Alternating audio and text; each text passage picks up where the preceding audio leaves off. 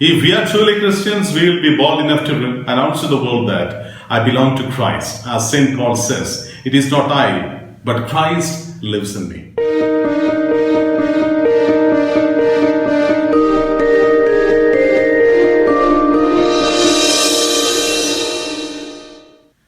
Viva Cristo Rey, long live Christ the King.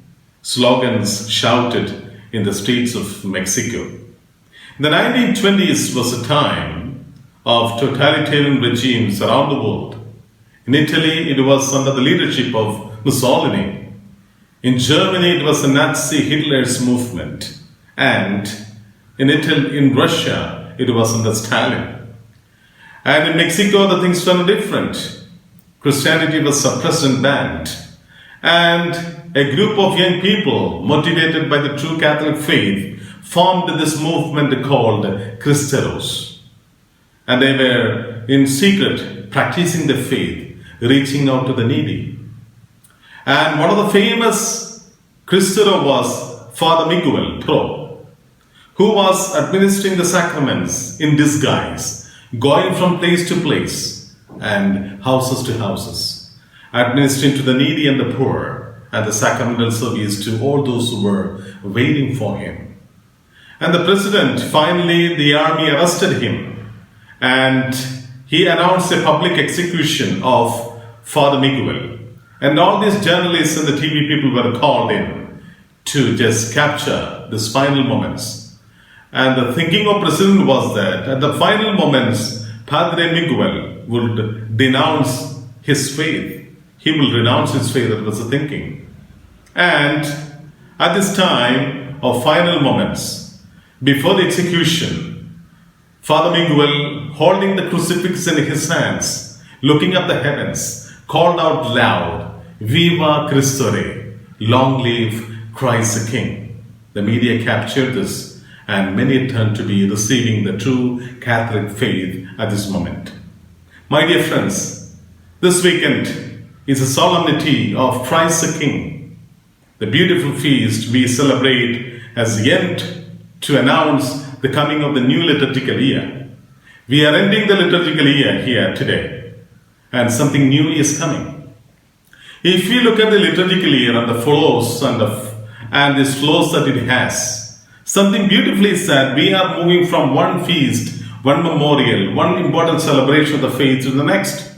And here we are coming to the culmination. Culmination is the solemnity of Christ the King. What does it mean to keep this feast at the end of the liturgical year? What is actually church is trying to teach us? It is only one thing, very simple, that all these celebrations, all these feasts, trying to tell us that He is Christ the King of your lives. After having celebrated all the faith, all the celebrations, are you bold enough to say that Christ is the King of my life and anything else is a detail? The Lord is King, He is robed in majesty, says in the responsorial psalm today. The first reading, Prophet Daniel speaks of the mysterious Son of Man coming in glory. And in the Gospel we see Pilate's question to Jesus, are you a king? My dear friends, who is the real king? And what is the kingdom values that we have? What kind of kingdom that Jesus is establishing here on earth? There's a beautiful reflection by Gerard the Daring, a great theologian, who speaks about a few points wonderfully. The kingdom of God is a space in your own house where Christ is living as the center. Kingdom of God is a time whereby you meet with those vulnerable, weak people and you care for them, those who are neglected, downtrodden and no one to care for. The kingdom of God is a condition whereby the conditions of your concepts of love are kept aside and you embrace the concept of love of God truly given to you. And the kingdom of God is present in the past, in the present, and in the future. As we embrace Christ as the King of our life, and what are the challenges that we face in our day-to-day basis? The first challenge is that we need to assess our commitment to Christ, the King of our lives. The second challenge is that, is Jesus really controlling my life? Am I letting Jesus to take control of my life?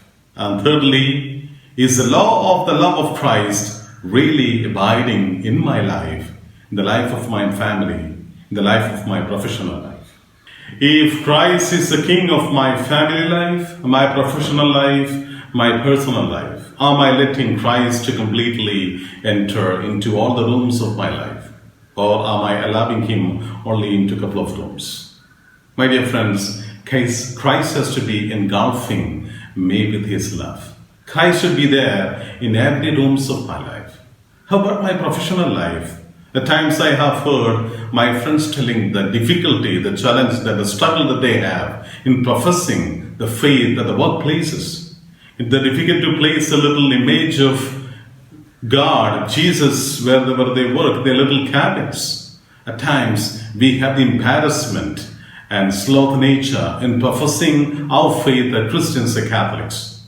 There we have to question, are we truly Christians or not? If we are truly Christians, we will be bold enough to announce to the world that I belong to Christ. As St. Paul says, it is not I, but Christ lives in me. When I accept Christ as the King of my life, every decision of my life will depend on him. My dear brothers and sisters, I wish you all a wonderful solemnity of Christ the King and many blessings of this wonderful Sunday. God bless you.